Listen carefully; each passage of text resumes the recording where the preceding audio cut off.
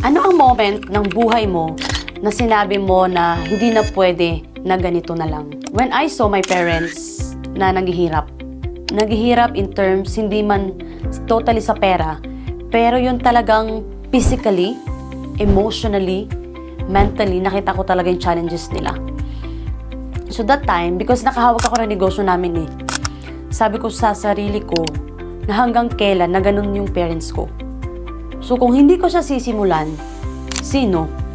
Kaya nagkaroon ako ng push na, Ana, do your best.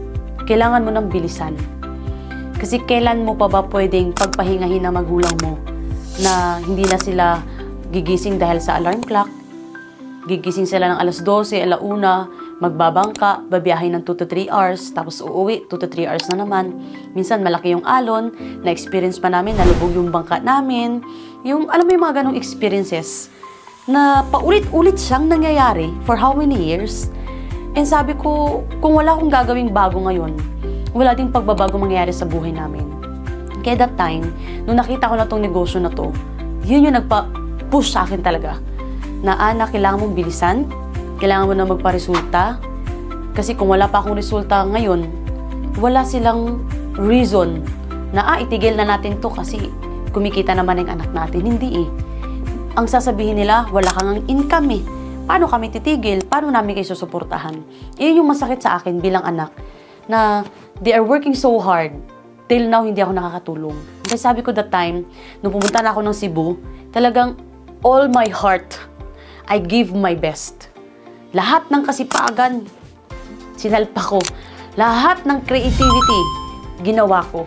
Lahat ng pwede ko pang magawa para mapabilis ko yung resulta ko, ginawa ko. Lahat ng mga bagay na hindi nakakatulong, tinabi ko. Lahat ng pag-uugali na hindi nakakatulong para maging successful ako, tinabi ko. Lahat yun, penalitan ko ng mga bagong pag-uugali, bagong pag-iisip, bagong aksyon, para mapabilis resulta ko. And right now, I'm so happy. Because right now, knowing na wala na yung negosyo namin, but my parents is here. Mama ko nandito. And I know that they are happy. I know na right now, hindi na nila kailangan pang magtrabaho para magkapera because we're here. Although hindi naman sila talagang humihingi. Pero alam mong, because of this business that you work so hard for how many years, and one of the reason, kaya rin ako nag-join dahil sa kanila, is ngayon, napoprovidean ko na sila. Na alam ko, bumubuhos na din. Hindi na lang siya na, kailangan ko magtrabaho para may maibigay ako. Hindi. Nagkakaroon na ako ng, okay, may pera ako, I can give to my parents. Hindi na siya yung expenses, but it's a gift for them. Kasi alam ko na for how many years, I build myself, I build my business, I build my network, and this is the results. Kaya lalo pa ako nagsisipag because I know marami pa akong pwedeng magawa, marami pa akong pwede pang matulungan, at marami pa akong taong pwede kong ma-inspire. And yun ang reason kung bakit mas push myself to do more. Yun ang reason.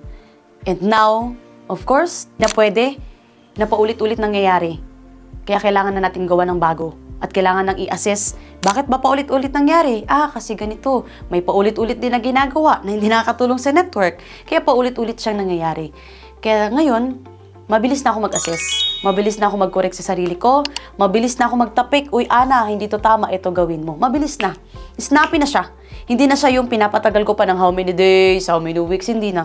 Mabilis na akong mag-remind sa sarili ko. In a snap, kaya kong baguhin yung sarili ko. Kasi again, this is not just the life na gusto ko because we want more and we deserve more. Marami pa tayong pwedeng magawa. Marami pa tayong pwedeng mangyari sa buhay natin. Kasi nga, nangyari sa mentors, so mangyayari din sa atin. So, I'm Ana Rose Argoanon, the Iron Lady of Elite Empire.